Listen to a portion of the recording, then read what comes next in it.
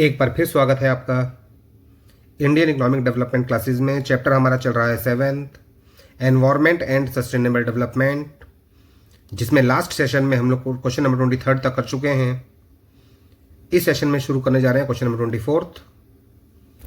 Give 2 instances of, point number A, over use of environmental resources, and point number B, misuse of environmental resources by firm. ये 2 topics हैं जो हमें यहां पर explain करने हैं। Examples of over use of environmental resources. Point number 1, soil degradation due to improper crop rotation and crop shifting. जमीन की उपजाऊ शक्ति लगातार घटती जा रही है क्योंकि जिस प्रकार से क्रॉप रोटेशन होना चाहिए वो ठीक से नहीं हो रहा है। क्रॉप रोटेशन का मतलब एक फसल पैदा करने की बजाय फसलें बदल बदल कर पैदा करनी चाहिए। अगर एक जमीन पर हमने पहले मान लीजिए गन्ना पैदा किया है तो अगले सीजन में वहां पर गन्ना नहीं गेहूं होना चाहिए, उसके बाद कुछ और, उसके बाद कुछ और। यही कहलाता है क्रॉप रोटेशन, फसलों को बदल बदल कर पैदा किया जाना। And crop shifting, point number 2, drying up of rivers due to overuse of water from them through dams and reservoirs। नदियां लगातार सूखती जा रही हैं, डैम्स बनाए जा रहे हैं, पानी को बांधा जा रहा है, अर्थात नेचुरल फ्लो ऑफ वाटर जो है उसे रोका जा रहा है। प्राकृतिक रूप से जो पानी बहता है उसे नहीं बहने दिया जा रहा, जिसकी वजह से नदियां सूखती जा रही हैं। Examples of misuse of environmental resources, किस प्रकार से गलत तरीके से हम लोग रिसोर्सेज को इस्तेमाल कर रहे हैं। Point number 1, excess use of electricity due to depletion of resources like coal and water from which electricity is generated. हम लोग जरूरत से ज्यादा रिसोर्सेज को प्रयोग कर रहे हैं और इलेक्ट्रिसिटी का बहुत ज्यादा कंजम्पशन कर रहे हैं, और इलेक्ट्रिसिटी ज्यादा कंज्यूम करने की वजह से ही जो कोयला है और जो पानी है उसका मिसयूज हो रहा है। क्योंकि जब हम लोग बिजली ज्यादा यूज करते हैं, इलेक्ट्रिसिटी को ज्यादा कंज्यूम करते हैं, तो इलेक्ट्रिसिटी अधिकतर कैसे पैदा होती है? थर्मल पावर प्लांट से, जहां पर कोयला और पानी का प्रयोग करते हुए बिजली को पैदा किया जाता है। अगर हम लोग इलेक्ट्रिसिटी को बिना मतलब अधिक यूज करेंगे तो इसका मतलब हम लोग वेस्ट कर रहे हैं, मिसयूज कर रहे हैं कोल का और वाटर का। And point number 2, excess use of petrol and diesel in vehicles. गाड़ियों में जरूरत से ज्यादा यूज करना, बिना मतलब गाड़ी लेके निकल पड़ते हैं घूमने के लिए। पेट्रोल और डीजल का जरूरत से ज्यादा प्रयोग करना, बल्कि ये तो ऐसे रिसोर्सेज हैं जो दोबारा जनरेट भी नहीं हो सकते। ये नॉन रिन्यूएबल रिसोर्सेज हैं, इनको पैदा होने में हजारों लाखों साल लग जाते हैं। यही कहलाता है over use of environmental resources and misuse of environmental resources by firm। Question number 25, India has abundant natural resources। Bharat के पास प्राकृतिक संसाधनों का भंडार है। Substantiate the statement, हमें इस स्टेटमेंट के बारे में बताना है, ये बात सही है या गलत है, और है तो सही है तो कैसे है। India has abundant natural resources in terms of rich quality of soil। Bharat के पास अच्छी क्वालिटी की मिट्टी है जिसमें अच्छे अच्छे न्यूट्रिएंट्स पाए जाते हैं जो फसलों के लिए जरूरी हैं। Hundreds of reverse and tributaries, Bharat के पास नदियों की कोई कमी नहीं है, नदियां बहुत सारी हैं, भारत के पास सैकड़ों नदियां हैं। लश ग्रीन फॉरेस्ट्स, भरे पूरे हरे भरे जंगल हैं बहुत सारे। Plenty of mineral deposits beneath the land surface, जमीन के नीचे मिनरल्स का भंडार है भारत के पास। Vast stretch of the Indian Ocean, महासागर बहुत बड़ा है भारत के हिस्से में जो आता है। एंड रेंजेस ऑफ माउंटेन्स, और पहाड़ तो बहुत सारे हैं, हिमालय पर्वत है, बहुत सारे पर्वत हैं भारत के पास। ये सब नेचुरल रिसोर्सेज हैं, अर्थात हम कह सकते हैं कि भारत एक भंडार है प्राकृतिक संसाधनों का। Point number 1, the black soil of Deccan plateau is particularly suitable for cultivation of cotton, leading to concentration of textile industries in this region.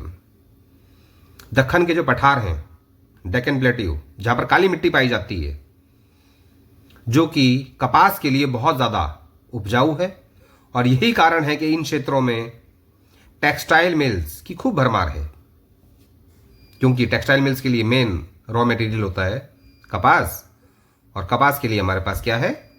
Deccan के पठार। पॉइंट नंबर 2,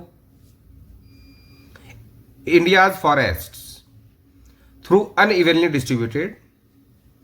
भारत के जो जंगल हैं वो बात अलग है कि ये अनइवनली डिस्ट्रीब्यूटेड है, अर्थात हर जगह समान रूप से नहीं है, कहीं तो बिल्कुल भी नहीं है जंगल वगैरह, और कहीं बहुत ज्यादा जंगल हैं। Provide green cover for a majority of its population. लेकिन ये जो जंगल हैं ये पॉपुलेशन को ग्रीन कवर प्रदान करते हैं, यानी कि छाया प्रदान करते हैं, जिसकी वजह से हम लोग आसानी से इन जंगलों में अपना घर भी बसा सकते हैं, वहां पर और भी बहुत सारे काम किए जा सकते हैं। And natural cover for its wild life, यानी कि पॉपुलेशन के लिए भी और वहां के जो जंगली जानवर हैं उनके लिए भी ये नेचुरल कवर प्रदान करता है। Number 3, large deposits of iron ore, coal and natural gas. हमारे पास आयरन ओर की कोई कमी नहीं है भारत के पास, कोल बहुत ज्यादा है, नेचुरल गैस के भी भंडार है हमारे पास, are found in the country. India alone accounts for nearly 20% of world's total iron reserves. पूरे विश्व के पास जितने भी आयरन रिजर्व्स हैं उनमें से अकेले भारत के पास 20% रिजर्व्स हैं। यही कारण है कि इंडिया में आयरन बाकी देशों के कंपैरिजन में काफी सस्ता मिलता है। Point number 4, bauxite, copper, chromate, diamonds, gold, lead, lignite, manganese, zinc, uranium etcetera are also available in different parts of the country. ये भी बहुत सारे मेटल्स हैं जो भारत के विभिन्न क्षेत्रों में पाए जाते हैं। तो कुल मिलाकर हम कह सकते हैं कि भारत के पास प्राकृतिक संसाधनों की कोई कमी नहीं है। Next question number 26, explain the supply demand reversal of environmental resources. Supply demand reversal बहुत पहले की बात है, प्राचीन काल की, जब प्राकृतिक संसाधनों का हमारे पास बहुत अच्छा खासा भंडार हुआ करता था, अर्थात सप्लाई बहुत ज्यादा थी प्रकृति की तरफ से, लेकिन डिमांड इतनी ज्यादा नहीं थी क्योंकि पॉपुलेशन बहुत कम थी। और अब हो चुका है इसका उल्टा, अब जितनी सप्लाई है नेचुरल रिसोर्सेज की, डिमांड उसके कंपैरिजन में कई गुना ज्यादा है। यही कहलाता है सप्लाई डिमांड रिवर्सल। पहले सप्लाई ज्यादा थी और डिमांड कम थी, लेकिन अब पॉपुलेशन बढ़ जाने की वजह से उल्टा हो गया। अब सप्लाई तो रह गई कम और डिमांड हो गई है बहुत ज्यादा। Supply demand reversal of environmental resources. In the early days when civilization just begin, जब सभ्यता की शुरुआत हुई थी, या कह सकते हैं before the phenomenal increase in population, अर्थात जनसंख्या जब बहुत कम थी भारत की, पूरे विश्व की, अर्थात जनसंख्या बढ़ने से पहले की बात है ये। And before countries took to industrialization, और विश्व में इंडस्ट्रीज की भी कमी थी, ज्यादा इंडस्ट्रीज देश के अंदर पैदा नहीं हुई थी। The demand for environmental resources and services was much less than their supply. तो डिमांड जो थी एनवायरमेंटल रिसोर्सेज की बहुत ज्यादा कम थी, सप्लाई के कंपैरिजन में डिमांड काफी कम हुआ करती थी। This mean that population was within the absorptive capacity of the environment. That means environment की एब्जॉर्प्टिव कैपेसिटी को देखते हुए पॉपुलेशन ठीक थी, कम थी जितनी होनी चाहिए देश की। And the rate of resources extraction was less than the rate of regeneration of these resources. और रिसोर्सेज का जो एक्सट्रैक्शन हम लोग कर रहे थे प्रकृति से वो कम कर रहे थे, यानी कि रीजनरेशन की स्पीड ज्यादा थी, अर्थात रिसोर्सेज पैदा तेजी से हो रहे थे और उस हिसाब से उनको कंज्यूम नहीं किया जा रहा था, जो बहुत अच्छी बात है वातावरण के लिए। Hence environmental problems did not arise.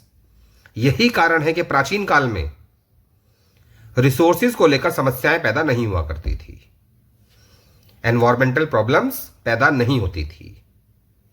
But with population explosion, लेकिन जब हुआ जनसंख्या विस्फोट, अर्थात जनसंख्या बहुत तेजी से बढ़नी शुरू हो गई अचानक पूरे विश्व की, खासकर भारत की और चाइना की, and with the advent of industrial revolution, और साथ ही साथ औद्योगिक क्रांति हो गई, अर्थात इंडस्ट्रीज जगह जगह लगनी शुरू हो गई, to meet the growing needs of expanding population, things change. तो उसके बाद हमें कुछ बदलाव दिखाई दिए। बदलाव क्या दिखाई दिए? The result was that the demand for resources for both production and consumption went beyond the rate of regeneration of the resources. यानी कि अब उल्टा हो गया कि रिसोर्सेज जिस स्पीड से रीजनरेट हो रहे थे उससे ज्यादा तेजी के साथ उनका कंजम्पशन हो रहा था। The pressure on the absorbing capacity of the environment increased tremendously, अर्थात वातावरण की जो एब्जॉर्बिव कैपेसिटी है अब उसके ऊपर ज्यादा दबाव पड़ने लगा, अर्थात जो हमारा वातावरण है वो उतना तेजी के साथ रिसोर्सेज पैदा नहीं कर पा रहा है जितना कि रिसोर्सेज को कंज्यूम किया जा रहा है। This has resulted in a reversal of supply demand relationship of environmental resources. इसका नतीजा यही निकला कि सप्लाई डिमांड में जो संबंध था अब वो उल्टा हो चुका है। पहले सप्लाई ज्यादा थी लेकिन अब डिमांड ज्यादा है। That is we are now faced with the increased demand for environmental resources. और यही कारण है कि आज के समय में एनवायरमेंटल रिसोर्सेज की डिमांड जरूरत से ज्यादा है and services, but their supply is limited, लेकिन उनकी सप्लाई जो है वो बहुत कम है due to over use and misuse, क्योंकि रिसोर्सेज का हम लोग जरूरत से ज्यादा इस्तेमाल कर रहे हैं और गलत इस्तेमाल कर रहे हैं। Hence, the environmental issues of waste generation and pollution have become critical today. यही कारण है कि जो वेस्ट हम लोग जनरेट कर रहे हैं, यानी कि जो कचरा निकाल रहे हैं, उसकी वजह से पॉल्यूशन बहुत ज्यादा हो रहा है और एनवायरमेंट उस कचरे को एब्जॉर्ब नहीं कर पा रहा, जिसकी वजह से हमें देखने को मिलता है pollution. Next question number 27,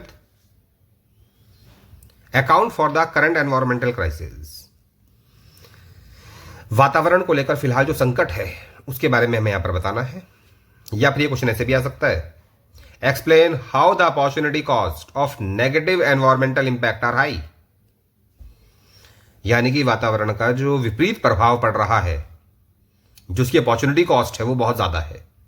opportunity cost का मतलब एक चीज को पैदा करने के लिए जिस दूसरी चीज का हमें सेक्रीफाइस करना पड़ता है, वो जो हमने चीज सेक्रीफाइस की है उसकी कॉस्ट कहलाती है opportunity cost. That means opportunity cost is the opportunity lost. यानी कि एक अपॉर्चुनिटी हमें खोनी पड़ेगी तभी हमें दूसरी अपॉर्चुनिटी मिलेगी। या फिर ये क्वेश्चन ऐसे भी आ सकता है, is environmental crisis a recent phenomena. अर्थात वातावरण में जो संकट पैदा हो रहे हैं, क्या ये हाल फिलहाल में ही पैदा हो रहे हैं? क्या पहले नहीं ऐसे पैदा होते थे क्या? या आजकल कुछ नया ही होने लगा है कि आजकल पैदा होने लगे वातावरण के संकट, पहले नहीं पैदा होते थे? इफ सो, अगर ऐसा है तो क्यों, why? Current environmental crisis, environmental crisis is a recent phenomena. ये बात तो सही है कि एनवायरमेंट को लेकर जो संकट पैदा हो रहे हैं आजकल, इस प्रकार के संकट पहले पैदा नहीं हुआ करते थे।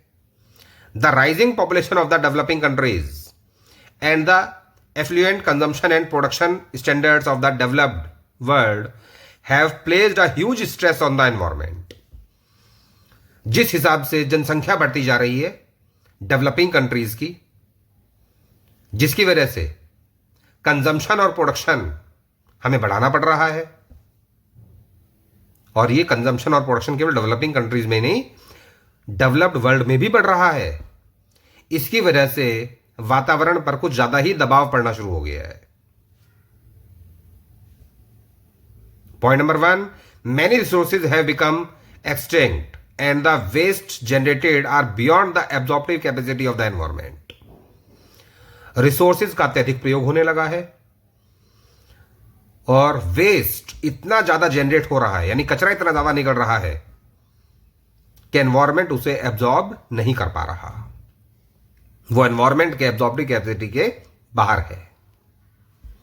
Point number 2, the industrial development has polluted and dried up rivers and other aquifers, making water an economic good. Industries का विकास इस प्रकार से हो रहा है कि उनकी वजह से पॉल्यूशन बहुत ज्यादा हो रहा है, नदियां लगातार सूखती जा रही हैं, गंदी हो रही हैं, उनका पानी अब यूज करने लायक नहीं रह गया। और यही कारण है कि पानी अब हमारे लिए बन चुका है एक आर्थिक वस्तु, यानी कि आजकल पानी भी खरीदना पड़ता है। पहले पीने का पानी लोग खरीदते नहीं थे, हैंडपंप लगाते थे, जमीन के अंदर से जो पानी निकलता था वही पिया जाता था। लेकिन आजकल तो आरओ का पानी चाहिए, क्योंकि वो पानी अब उस लायक नहीं रह गया जिस हिसाब से उसको हमें कंज्यूम करना है। या तो आरओ सिस्टम लगाकर पानी को प्राप्त किया जाता है या फिर पानी खरीदना पड़ता है, क्योंकि एनवायरमेंट को हम लोग इतना ज्यादा गंदा कर रहे हैं और ये इंडस्ट्रीज इतना ज्यादा पॉल्यूशन फैला रही हैं जिसकी वजह से वो पानी पीने योग्य नहीं रह गया। तो पानी बन चुका है अब आर्थिक वस्तु, यानी कि पानी को भी खरीदना पड़ता है। नेक्स्ट कंटिन्यूड, यही क्वेश्चन चलेगा भी आगे। Point number 3, the intensive and extensive extraction of both renewable and non renewable resources has exhausted some of these vital resources and we are compelled to spend huge amount on technology and research to explore new resources. Resources का extraction बहुत ज्यादा हो गया, intensive extraction भी और extensive extraction भी, जिसकी वजह से अब रिसोर्सेज को पैदा करने का खर्चा बहुत ज्यादा आता है। अब हमें नई नई टेक्नोलॉजी डेवलप करनी पड़ रही है दोबारा रिसोर्सेज को पैदा करने के लिए, और जो नॉन रिन्यूएबल रिसोर्सेज हैं वो तो पैदा हो ही नहीं सकते। तो उसके लिए हमें नए नए रिसोर्सेज जनरेट करने पड़ रहे हैं, उनके सब्स्टिट्यूट्स पैदा करने के लिए नई टेक्नोलॉजीज डेवलप करनी पड़ रही हैं कि अगर हम लोगों के पास पेट्रोल नहीं होगा, कोयला नहीं होगा, तो फिर कुछ और चीज होनी चाहिए, जैसे कि सोलर एनर्जी। नई टेक्नोलॉजीज लगातार डेवलप होती जा रही हैं, क्योंकि ये एक प्रकार का आर्थिक संकट है और इस संकट से बचने के लिए ये जरूरी है कि नई टेक्नोलॉजी हमारे पास आ जाए। अब यही कारण है कि आजकल आप लोगों को सड़कों पर भी अधिकतर जो गाड़ियां देखने को मिलती हैं, या तो वो इलेक्ट्रिक देखने को मिलती हैं या फिर सीएनजी वाली गाड़ियां देखने को मिलती हैं। ये आर्थिक संकट की वजह से ही नई टेक्नोलॉजीज को डेवलप करना पड़ा। Point number 4, the health cost of degraded environmental quality, decline in air and water quality have resulted in increased incidence of respiratory and waterborne diseases. Hence the expenditure on health is also rising. पहले के समय में स्वास्थ्य पर हमें इतना ज्यादा पैसा खर्च नहीं करना पड़ता था जितना कि आजकल करना पड़ता है। हवा की क्वालिटी खराब हो चुकी है, पानी की क्वालिटी खराब हो चुकी है, जिसकी वजह से लोगों को सांस लेने में दिक्कत होती है, और पानी की वजह से भी अलग अलग प्रकार की नई नई बीमारियां पैदा होनी शुरू हो गई, जिनके ऊपर लोगों को ज्यादा पैसा खर्च करना पड़ता है जो पहले खर्च नहीं करना पड़ता था। ऐसा क्यों हुआ? वातावरण में जो नए नए संकट पैदा हो रहे हैं उनकी वजह से, पॉल्यूशन की वजह से। Point number 5, global environmental issues, यानी कि विश्व स्तर पर नए नई प्रॉब्लम शुरू हो गई हैं, जैसे कि such as global warming and ozone depletion, जिसके बारे में चैप्टर की स्टार्टिंग में आपको बताया गया था। इस चैप्टर का फर्स्ट वीडियो दोबारा देखिएगा इन बातों को समझने के लिए कि ग्लोबल वार्मिंग क्या है और ओजोन डिप्लीशन क्या है। Global warming and ozone depletion also contribute to increased financial commitments for the government. अर्थात ये ऐसी समस्याएं हैं जिनके लिए अब सरकार को भी ज्यादा पैसा खर्च करना पड़ रहा है, यानी कि जनता तो जनता, सरकार पर भी दबाव लगातार बढ़ रहा है इन समस्याओं को सॉल्व करने के लिए। Thus, opportunity cost of negative environmental impact are high, यानी कि जो भी एनवायरमेंट में नई नई समस्याएं पैदा हो रही हैं, उन समस्याओं को खत्म करने के लिए जो अपॉर्चुनिटी कॉस्ट है अब वो बहुत ज्यादा आ रही है। Next question number 28, in Delhi the use of dash as fuel is in public transport system has significantly lowered air pollution. Delhi में जितनी भी पब्लिक ट्रांसपोर्ट्स हैं, यानी कि जो बसेस वगैरह चलती हैं सरकारी, उनमें अब एक ऐसा फ्यूल यूज किया जाने लगा है जिसकी वजह से पॉल्यूशन पहले से कम हो गया है दिल्ली में। And the air has become cleaner in the last few years, और पिछले कुछ सालों में दिल्ली की हवा भी पहले से कुछ सुधरी है। इस फ्यूल का नाम क्या है? इस फ्यूल का नाम है सीएनजी, जो थोड़ी देर पहले मैंने बताया भी था आपको कि एनवायरमेंट में जिस प्रकार के संकट पैदा हो रहे हैं, अब नई टेक्नोलॉजीज हमें डेवलप करनी पड़ रही हैं। पहले सीएनजी की इतनी गाड़ियां देखने को नहीं मिलती थी जितनी कि आजकल देखने को मिलती हैं। पहले ऑटो रिक्शा ज्यादा हुआ करते थे पेट्रोल से चलने वाले, आजकल सब ऑटो रिक्शा सीएनजी पर आ गए हैं। इसके अलावा इलेक्ट्रिक बाइक्स या इलेक्ट्रिक जो ई रिक्शा हैं वो भी पहले से बहुत ज्यादा बढ़ चुके हैं। Question number 29, what are the functions of the environment? Environment के कार्य क्या है? इस चैप्टर की स्टार्टिंग में इस बात को हमने डिस्कस किया था।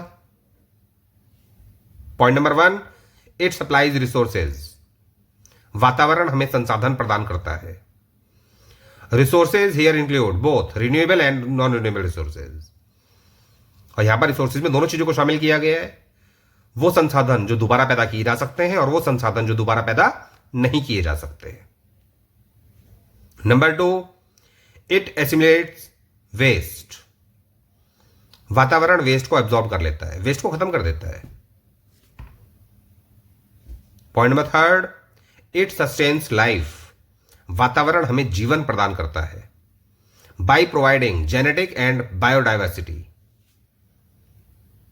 And point number 4, it also provides aesthetic services like scenery, यानी कि प्रकृति हमें नजारे भी देता है, जिसकी वजह से हम लोग जब इधर उधर घूमने फिरने जाते हैं, अच्छे अच्छे नज़ारे हमें देखने को मिलते हैं, तो हमारी टेंशन दूर होती है, हमारा स्ट्रेस दूर होता है, हमें शुद्ध हवा मिलती है, जिसकी वजह से हमारा स्वास्थ्य अच्छा बनता है। तो वातावरण हमें अच्छा स्वास्थ्य भी दे रहा है और जीवन भी दे रहा है। Next question number 30, what does Plimsoll line refers to the context of sustainable development? Plimsoll line का मतलब क्या है सस्टेनेबल डेवलपमेंट के अंतर्गत? पानी के जहाज पर एक लाइन होती है, एक मार्क होता है। जब हम लोग पानी के जहाज पर कोई वजन रखते हैं तो उससे पानी का जहाज थोड़ा नीचे की तरफ आता है, जिसकी वजह से वो जो लाइन है जो पानी के जहाज पर पड़ी हुई है वो लाइन पानी के नजदीक आने शुरू हो जाती है। जब ज्यादा वजन रखा जाता है तो वो लाइन और ज्यादा पानी के नजदीक आती जाती है। जब पानी उस लाइन को टच हो जाता है तो ये इस बात का इंडिकेशन होता है कि अब इस जहाज पर हमें और ज्यादा वजन नहीं रखना चाहिए, वरना क्या होगा, जहाज डूब जाएगा। सेम इसी प्रकार से एनवायरमेंट की कैरिंग कैपेसिटी को भी हमें ध्यान में रखना चाहिए। जो भी कैरिंग कैपेसिटी है एनवायरमेंट की, अगर उससे ज्यादा हम लोग एनवायरमेंट के अंदर वेस्ट वगैरह निकालेंगे और रिसोर्सेज का जरूरत से ज्यादा प्रयोग करेंगे तो एनवायरमेंट इस वेस्ट को एब्जॉर्ब नहीं कर पाएगा और फिर पैदा होगा आर्थिक संकट। The carrying capacity of the environment is like a Plimsoll line of the ship which is its load limit mark. जिस प्रकार से पानी के जहाज पर एक प्लिमसोल लाइन होती है जो लाइन इस बात को इंडिकेट करती है कि इस जहाज पर हमें कितना वजन लादना चाहिए। सेम इसी प्रकार से एनवायरमेंट की भी एक कैरिंग कैपेसिटी होती है। In the absence of the Plimsoll line for the economy, human scale grows beyond the carrying capacity of the earth and deviates from sustainable development. अगर हम लोग इस प्लिमसोलन लाइन का ध्यान नहीं रखते अर्थव्यवस्था में, तो इसका मतलब हम लोग कैरिंग कैपेसिटी का ध्यान नहीं रख रहे हैं, जिसकी वजह से सस्टेनेबल डेवलपमेंट नहीं होगा फिर। यानी कि हम तो विकास कर लेंगे, लेकिन पृथ्वी को इस हालत में छोड़ देंगे कि आने वाली जनरेशन को दिक्कतें होंगी। Question number 31, household in rural areas generally use wood, dung cake और अदर बायोमास एज फ्यूल। ग्रामीण क्षेत्रों में लोग खाना पकाने के लिए या तो लकड़ी जलाते हैं या फिर डंग केक्स का इस्तेमाल करते हैं या फिर दूसरे प्रकार के बायोमासेस का इस्तेमाल करते हैं। This practice has several adverse implications, जिसकी वजह से हमें बहुत सारे विपरीत प्रभाव देखने को मिलते हैं।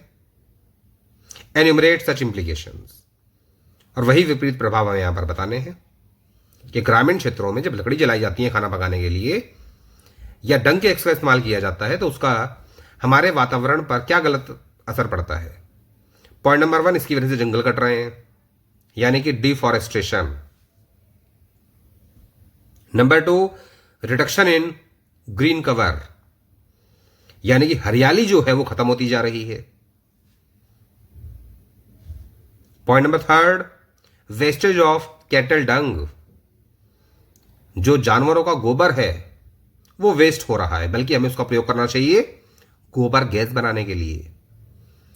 और उसी वजह से जब गोबर गैस बनाई जाती है तो फिर हमें वहां से खाद भी प्राप्त होती है। लेकिन अगर हम लोग डंग केक्स का इस्तेमाल करते हैं तो ना तो हमें गोबर गैस प्राप्त होगी और ना ही जो मैन्योर्स हैं वो प्राप्त होंगे, नेचुरल मैन्योर्स, तो वेस्ट हो रहे हैं। Number 4, air pollution. और जब लकड़ी जलाई जाएगी खाना पकाने के लिए, धुआं तो उठेगा ही, जिसकी वजह से वातावरण में कार्बन मोनोऑक्साइड ज्यादा फैल जाती है, जिसकी वजह से होता है air pollution. And that's all. यहां पर यह चैप्टर आपका हो जाता है फिनिश। रिवीजन कीजिए, बार बार वीडियोस को देखिए और लिख लिख कर याद कीजिए। Thank you.